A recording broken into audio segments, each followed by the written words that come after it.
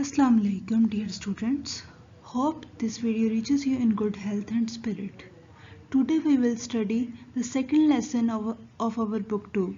The second lesson is using scientific method and this lesson is written by Daryl Bernard and Lon Edwards. Dear students, all of us have benefited greatly from the use of scientific method in solving problems such as those dealing with the maintenance of health, the production and preservation of foods, the construction of our homes and the improvement in communication and transportation. हम सब भी scientific method से किसी न किसी तरह मुस्तफ़ीद होते हैं। ज़िंदगी का कोई भी मैदान हो, चाहे वो सेहत की बहाली हो, खुराक को पैदा करना या महफूज करने का फील्ड हो, हमारे घरों की तमीर हो या कम्युनिकेशन और ट्रांसपोर्टेशन को इम्प्रूव करने की बात हो, हम हर जगह इस साइंटिफिक मेथड को अप्लाई करते हैं और इससे फ़ायदा हासिल करते हैं। Not only have our ways of living changed, but people themselves have also been changed. Today we are better able to explain happenings which used to be considered strange and mysterious. Although there is still need for improvement, we are now generally less fearful than our fathers and grandfathers were. We are also more critical in our thinking than our ancestors. न सिर्फ हमारे रहन सहन के तौर तरीके बदल गए हैं बल्कि खुद हम लोग भी बदल गए हैं।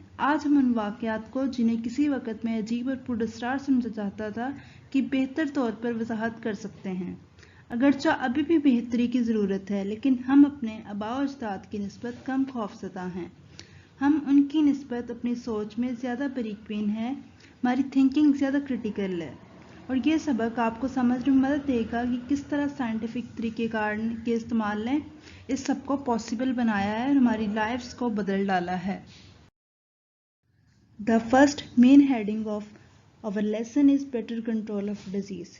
If you had been born 200 years ago, you would have had about 1 chance in 8 of living to be 1 year old. In other words, in those days, about 7 out of 8 babies died before reaching their first birthday. Suppose you had been an unusually strong little fellow and had lived through that first year. Very likely, before you were 6 years old, you would have had smallpox, and by the time you reached the age of 12, you would undoubtedly have had measles, whooping cough, scarlet fever, and diphtheria. साइंसी तरीकाकार ने बीमारी की बेहतर रोकथाम में हमारी मदद की है। अगर आप 200 साल पहले पैदा हुए होते तो आपको 1 साल की उम्र पाने के लिए 8 में से तकरीबन 1 मौका मिल पाता, मतलब कि चांस ऑफ लिविंग बहुत कम था। दूसरे अल्फाज में इन दिनों 8 में से तकरीबन 7 बच्चे अपनी पहली सालगिरह तक पहुंचने से पहले मर जाते थे। डेथ रेट बहुत हाई था। फ़र्ज़ कीजिए आप गैर मामूली तौर पर एक सेहतमंद बच्चे होते हैं और आप वो पहला साल गुजार लेते, तो बहुत इम्कान था कि इससे कबल कि आप 6 साल के हो पाते आप चीचक में मुब्तला हो चुके होते, और जब आप 12 साल की उम्र को पहुंचते तो बिलाशब आप खसरा, काली खांसी, लाल बुखार और खन्नाक में मुब्तला हो चुके होते। उस टाइम वैक्सीनेशंस नहीं होती थी, तो बेबीज़ का इन्फेक्ट होने का चांस बहुत होता था। लेकिन आज के दौर में हालात मुख्तलिफ हैं। Even then, your battle for life was not over.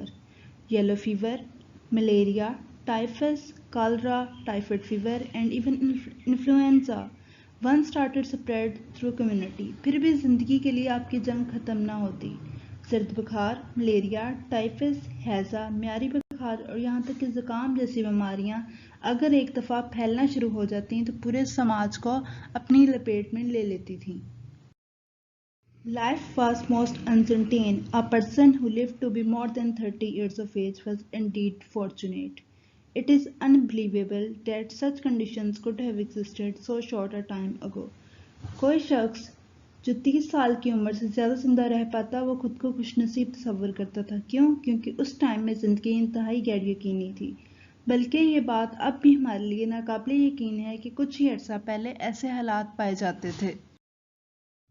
Today, babies are born in hospitals where there is little likelihood of their getting a disease.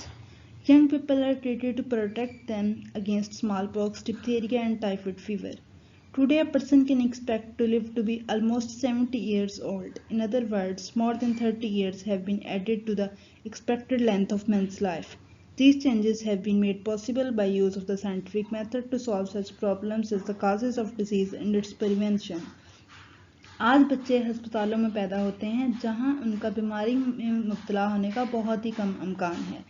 नौजवान लोगों को चीचक खिलाकर मियारी बुखार से बचाने के लिए इलाज किया जाता है, मीन्स वैक्सीनेशन प्रोवाइड की जाती है। आज एक शख्स तकरीबन 70 साल जिंदा रहने की तवक्को कर सकता है। दूसरे अल्फाज में इंसान की ज़िंदगी की मतवक्का उम्र में 30 साल से ज़ायद का इजाफा हो चुका है। पहले टाइम में बहुत से लोग बीमारियों से ही मर जाते थे, लेकिन आजकल डिसीज से इन्फेक्ट होने का रेट कम है, इसलिए लोग ज़्यादा देर तक जिंदा रह लेते हैं। ये सब कैसे पॉसिबल हुआ? ये सब साइंटिफिक मेथड की वजह से पॉसिबल हुआ है।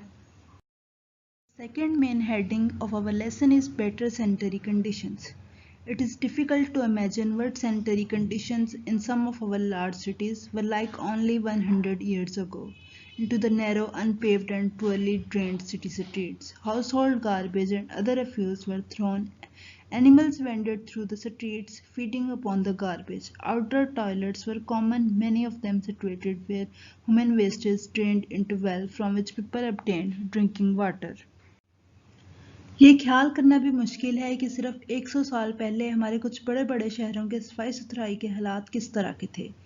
घरेलू कूड़ा क्रिकेट और दूसरा फाजिल मादा तंग, कच्ची और खस्ता हाल निकासी आब वाली शहरी गलियों में फेंक दिया जाता था, मीन्स घर से उठाया और घर के बाहर फेंक दिया। गंद में खुराक तलाश करते जानवर गलियों में फिरते रहते थे।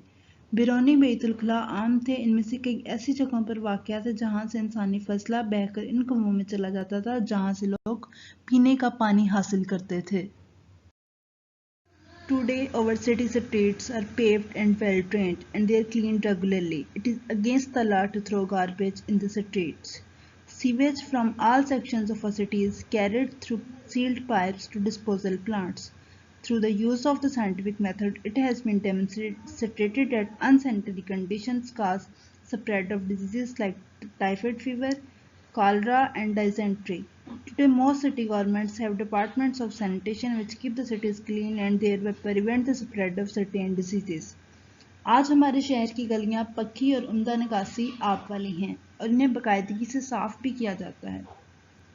गलियों में कूड़ा क्रिकेट फेंकना कानून के खिलाफ है और शहर के तमाम हिस्सों से गंदा पानी बंद नलों के जरिए गंदगी को ठिकाने लगाने वाले प्लांट्स तक पहुंचा दिया जाता है।